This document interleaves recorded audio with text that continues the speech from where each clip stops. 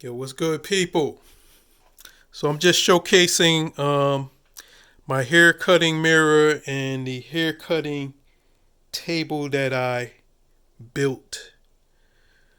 During the beginning of the coronavirus pandemic, they had shut down. They shut down all the barbershops in the area, so we had to find creative ways of getting our hair cut. So I decided that it was time for me to.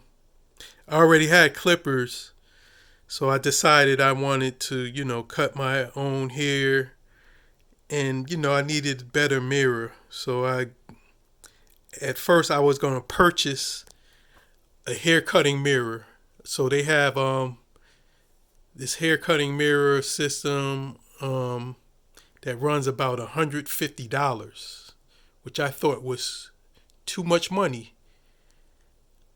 So I, naturally Googled how to create a hair cutting mirror on YouTube. YouTube, they have, you could find anything on YouTube as far as do it yourself. So I managed to find a couple tutorials on building hair cutting mirrors. So this particular mirror is a 19 inch by 23 inch. It's a large mirror, three mirrors that I purchased from Walmart. I purchased the lighting from Amazon, the LED lighting. And as far as this table, this is a Lerhamn. Let me turn it around. It's this Lerhamn table. So this table is a little under 3 feet square table. So I purchased two tables because it sits low.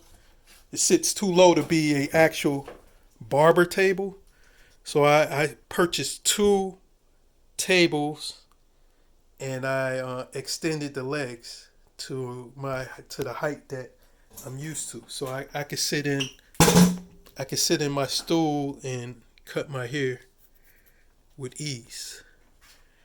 So also I added some hooks for my clippers and added a power supply on the side.